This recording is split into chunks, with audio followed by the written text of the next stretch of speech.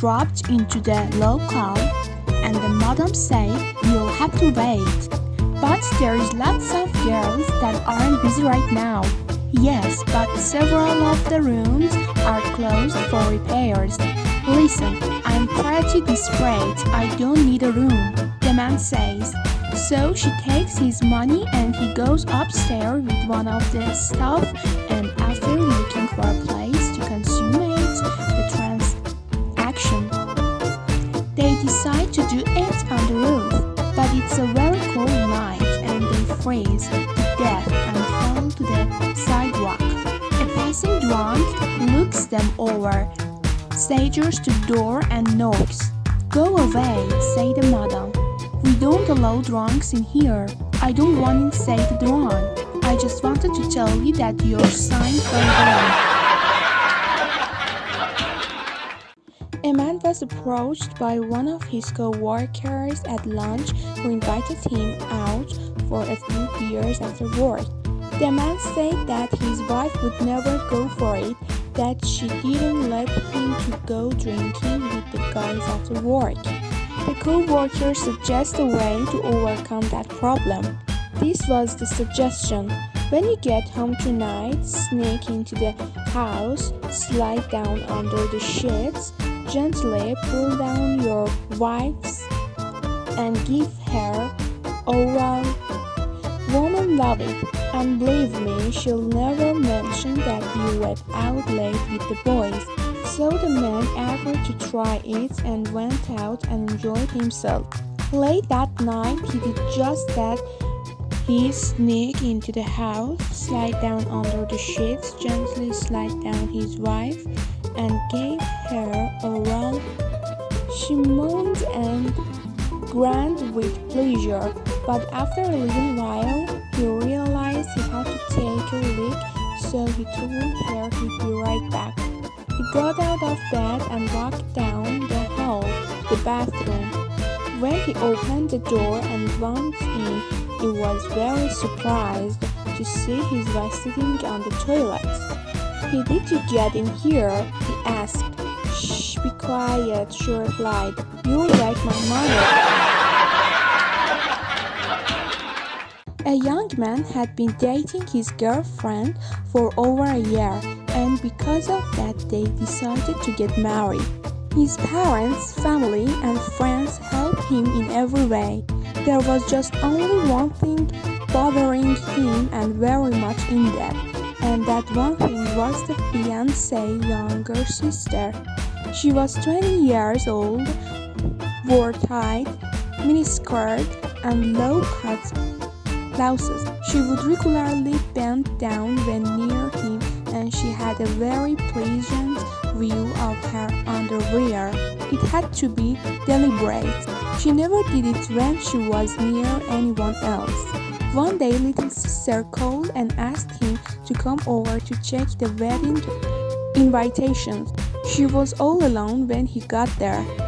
She whispered to him that soon he was to be married, but she had feelings and desires for him that she couldn't overcome and didn't really want to overcome.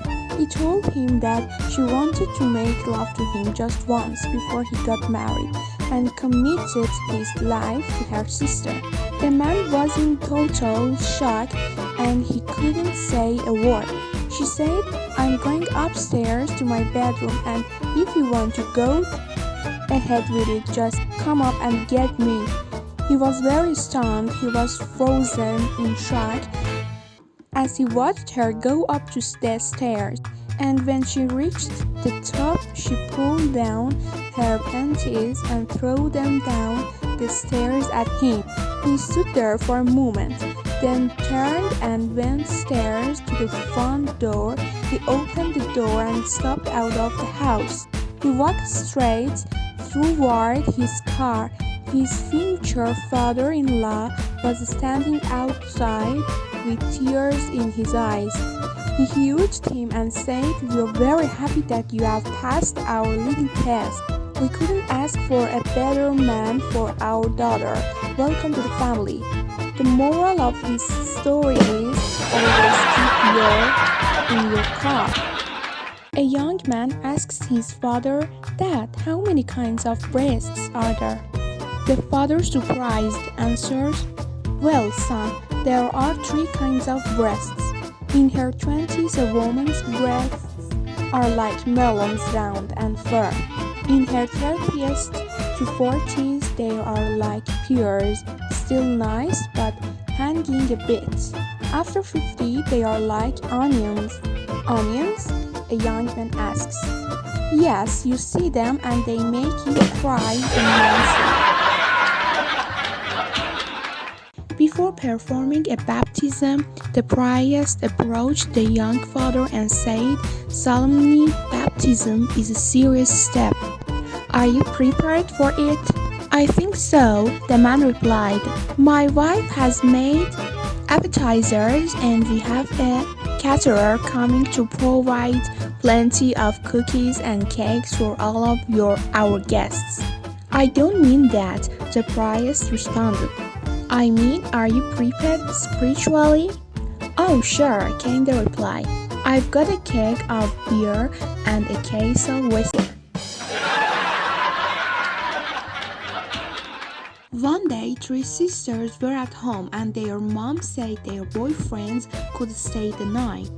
That night, the mom was walking throughout the hallway and heard crying from the first daughter's room. Then she heard laughter coming from the second daughter's room.